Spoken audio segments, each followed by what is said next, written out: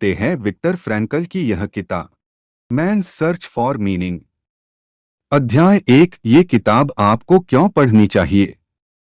किसी आम इंसान के लिए ये सोचना भी बहुत मुश्किल है कि मौत के डर तले नाजियों के शिविर में दिन बिताना कितना भयावह हो सकता है। ये बात तो बस वही समझ सकता है जो वहां रहा हो। उन हिम्मत वाले लोगों में से एक लेखक भी थे जिन्होंने खुद को उस शिविर में जीवित रखा। इस शिविर से मिले अनुभवों से लेखक को मनोचिकित्सा का एक नया पहलू समझने को मिला। वो था लोगोथेरेपी, जिसके अनुसार कठिन परिस्थितियां मनुष्य को जीवन का सही अर्थ ढूंढने में उसकी मदद करती है। जब परिस्थितियां विषम हो जाती हैं, तब हमारा ध्यान केवल खुद को बचाए रखने पर होता, तभी हम समझ पाते हैं कि इस भौतिकता से भरी दुनिया में जीवन का असल अर्थ क्या है। इससे आप ये भी जानेंगे कैसे आप अपने जीवन के अर्थ की तलाश कर सकते हैं। नाजियों के शिविर की दिल दहला देने वाली सच्चाई।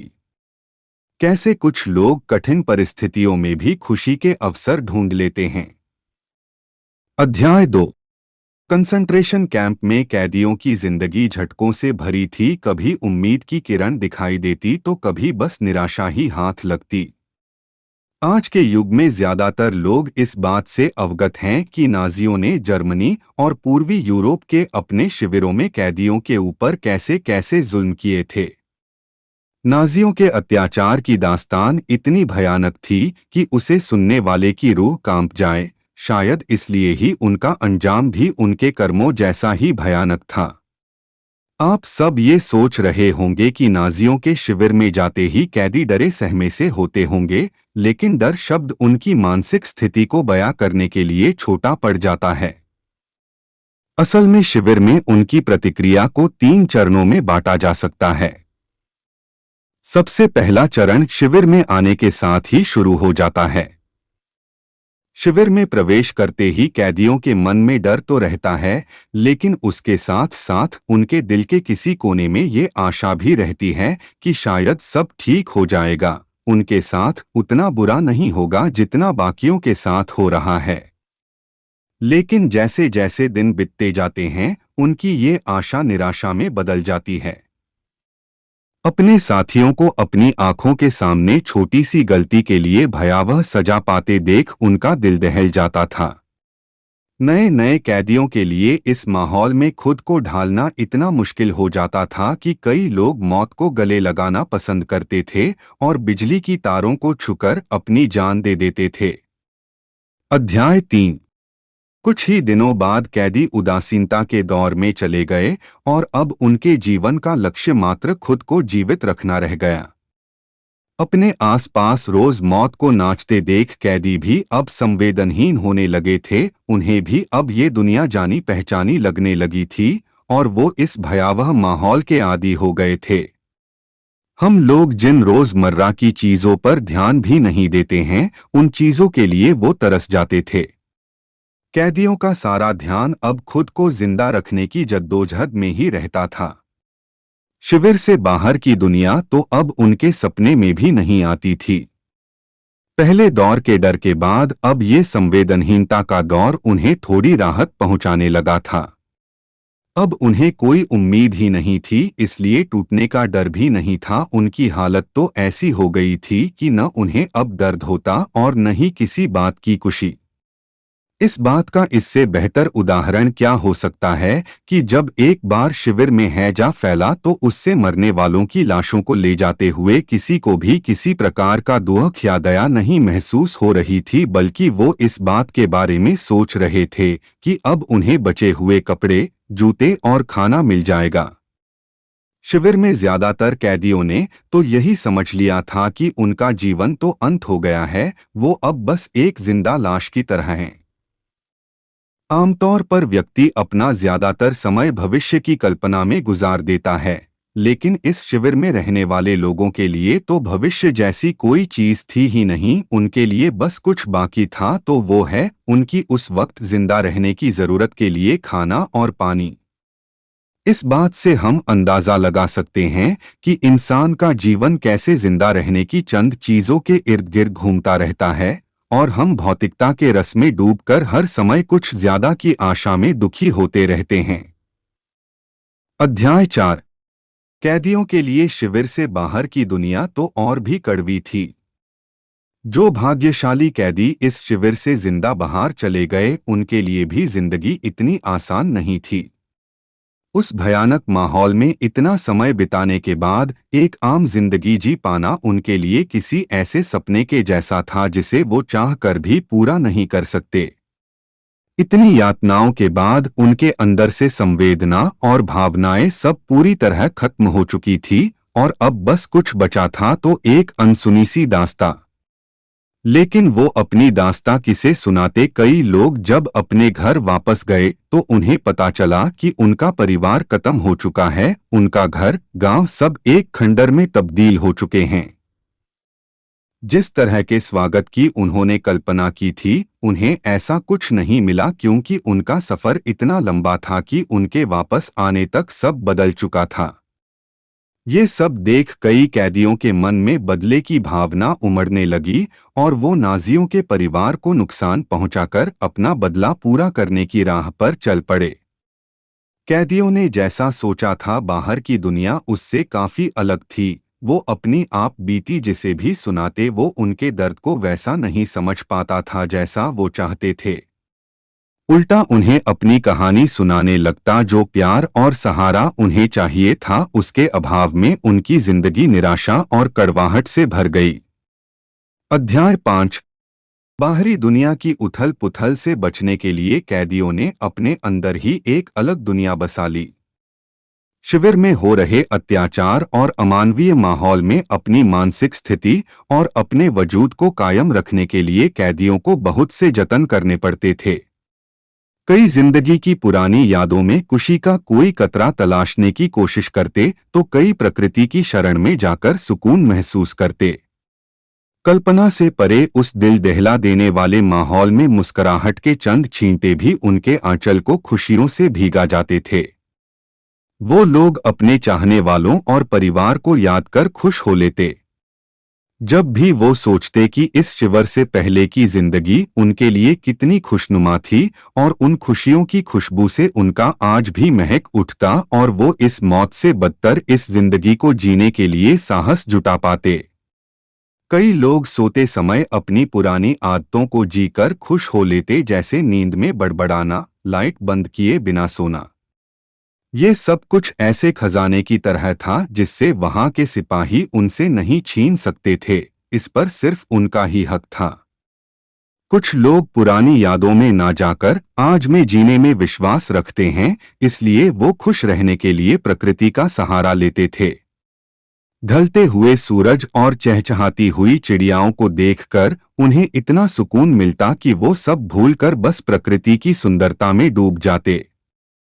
इतना ही नहीं, जब भी उन्हें समय मिलता वो लोग जिंदगी से कुछ हंसी के पल चुरा लेते, आपस में अपनी आजादी के बाद के जीवन के बारे में हंसी मजाक करते और खुश हो जाते। इन छोटे छोटे पलों से वो दर्द की दास्तां को भूलकर कुछ पल सुकून के जी लिया करते थे। इस तरह वो खुद को जिंदगी के इस भयानक सफर के दौरान चलते रहने की शक्ति और ऊर्जा प्रदान करते थे। अध्याय 6। कुछ कैदियों ने इसे अपने नसीब का हिस्सा मान लिया, लेकिन कुछ आखिरी तक संघर्ष करते रहे। आजादी एक ऐसी चीज है जिसके बिना हम अपनी जिंदगी सोच भी नहीं सकते, लेकिन आत्मा को सहमा देने वाले उन शिविरों में सांस लेने तक की आजादी भी कैदियों को नहीं थी। इसलिए इन बातों को ध्यान में रखते हुए कई कैदियों ने तो अपनी सभी उम्मीदें छोड़ दी थी और सिपाहियों के द्वारा किए हुए फैसलों को ही अपनी किस्मत मानकर जीने लगे थे। इन लोगों में जीवन का मतलब बस गुलामी ही रह गया था। वहीं दूसरी तरफ ऐसे भी लोग थे जिनमें जीवन की उम्मीद और स्वाभिमान अभी भी बाकी था। जब भी कोई छोटा सा भी मौका मिलता अपने बारे में फैसला लेने का, वो उसे हाथ से जाने नहीं देते। जैसे कि जब किसी कैदी को एक शिविर से दूसरे में भेजने का फैसला सुनाया जाता था, तब उसके पास दो रास्ते होते थे, या तो वो चुपचाप नए शिविर में चला जाए या फिर ज्यादा काम करके सैनिकों को खुश करने में कामयाब हो जाए और उसे शिविर में बना रहे। ऐसे मौकों पर उम्मीद हार चुके लोग चुपचाप नए शिविर में जाने के लिए तैयार हो जाते थे, जबकि दूसरे किस्म के लोग मेहनत और अपनी जिद से उसी शिविर में रहने में कामयाब हो जाते। हालांकि ये जरूरी नहीं कि नया शिविर पुराने से ज्यादा खतरनाक ही हो। कभी कभी तस्वीर उल्टी भी होती थी, नया शिविर आरामदायक भी साबित होता था, लेकिन फिर भी स्वाभिमानी कैदी अपने फैसले खुद लेने का कोई भी मौका हाथ से जाने नहीं। लोगोथेरेपी इसी उद्देश्य को ढूंढने में हमारी मदद करती है। एक बार उद्देश्य मिल जाए तो जिंदगी उसके हिसाब से जीकर बड़ी से बड़ी मानसिक बीमारियों से बचा जा सकता है।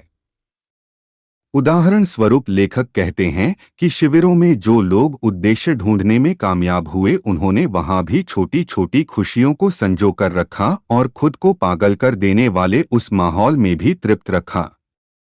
किसी ने प्रकृति की सराहना को उद्देश्य बनाया तो किसी ने सेवा भाव को। इसलिए हर व्यक्ति का अपना उद्देश्य होता है, जो कि उसके जीवन में किए गए चुनावों पर निर्भर करता है। शतरंज के किसी माहिर खिलाड़ी ने कहा है कि चाल चलना कोई किसी को सिखा नहीं सकता और कोई भी चाल एकदम सटीक नहीं होती। कौन सी चाल कब कहाँ और कैसे काम करेगी, ये तो खेल पर निर्भर करता है। अध्याय 9। डर को हराकर ही हम जीवन के लक्ष्य को पाने में कामयाब हो सकते हैं। लोगोथेरेपी सिर्फ जीवन के उद्देश्य की खोज में ही आपकी मदद नहीं करती, बल्कि उद्देश्यहीन जीवन जीने के कारण आए शून्य से बाहर निकलने में भी हमारा बखूबी साथ निभाती है। इस थेरेपी का मुख्य उद्देश्य बाहरी कारणों की जगह आंतरिक कारणों को मिटाकर मानसिक रोगों को दूर करना है। लेखक के अनुसार जब व्यक्ति अंदर से मजबूत होगा तो बाहरी कारणों से वो खुद ही लड़ सकता है। इसलिए अपनी थेरेपी के माध्यम से लेखक मानसिक रोगियों को उनका खोया हुआ आंतरिक विश्वास दिलाने में उनकी मदद करते थे। जहां एक ओर आमतौर पर मनोचिकित्सा में रोगी के डर और मानसिक स्थिति के लिए जिम्मेदार कारणों को उसके आसपास के माहौल में ढूंढा जाता है, वहीं इसके विपरीत लोगोथेरेपी के अनुसार व्यक्ति के जीवन का उद्देश्य उसके आसपास के माहौल की बजाय उसकी आंतरिक इच्छाशक्ति पर निर्भर करता है। इसे हम इस तरह समझ सकते हैं कि शिविर में एक ही जैसे माहौल में रहने के बाद भी सभी कैदियों का जीवन के प्रति नजरिया अलग था। इस बात से लेखक ने ये निष्कर्ष निकाला कि जीवन के उद्देश्य का चुनाव बाहरी तत्वों से ज्यादा आंतरिक तत्वों पर निर्भर करता है।